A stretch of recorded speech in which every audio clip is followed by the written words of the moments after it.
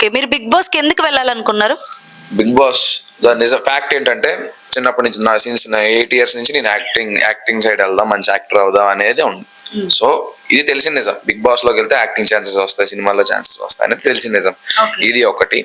And నేను నాలానే ఉంటాను, నేను ఎంత బయట ఎంత జెన్యున్ గా ఉంటానో బయట ఎంత అయితే మాక్సిమం ట్రిగర్ అవ్వను.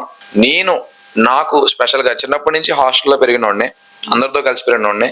నాలో ఉన్న మైనస్ బిగ్ బాస్ ఏంటంటే స్పెషల్ గా నీలో ఉన్న మైనస్ చెంప చెల్లుమని బట్టి నీకు ఖచ్చితంగా కనిపిస్తుంది. ఖచ్చితంగా నెగిటివ్ అనేది నీకు కనిపిస్తుంది. నీలో ఉన్న మైనస్ దాన్ని నేను రెక్టిఫై ఖచ్చితంగా చేసుకున్నాను.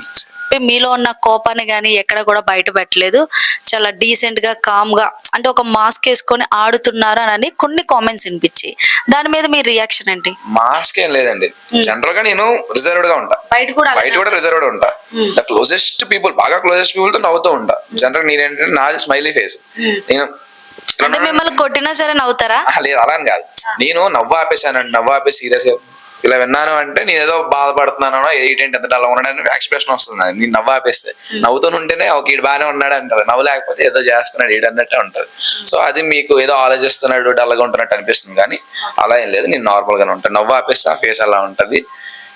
అగ్రెషన్ అనేది ఖచ్చితంగా ఉంటుంది, ఎందుకు ఉండదు? ఒక ఆర్మీ వాడు అగ్రెస్ అయ్యాడంటే అది ఎక్కడికో వెళ్తుంది, ఒక మిలిటరీ వాడు అయ్యాడంటే అది ఖచ్చితంగా. ఇప్పటి వరకు నాకు అందరితో హెల్తీ రిలేషన్స్ ఉన్నాయి, నా మీద ఎవరు కంప్లైంట్ చేయలేదు, నాకు ఎవరి మీద కంప్లైంట్స్ లేవు. అందరికన్నా ఎక్కువ హరీష్ గారే ఎక్కువ అందరిని అంటుంటారు. హరీష్ గారితో కూడా నాకు ఫ్రెండ్లీ రిలేషన్ ఉంది. అతను కూడా నన్ను ఇప్పుడు నువ్వు ఇదిరా, నువ్వు ఇలా చేస్తే బాగోదు, ఇలా చేస్తే బాగుంటుంది, అలా ఇప్పుడు నన్ను ఎవరు మైనస్ లో పెట్టలేదు. సో నాకైతే ఏం కంప్లైంట్స్. ఓకే.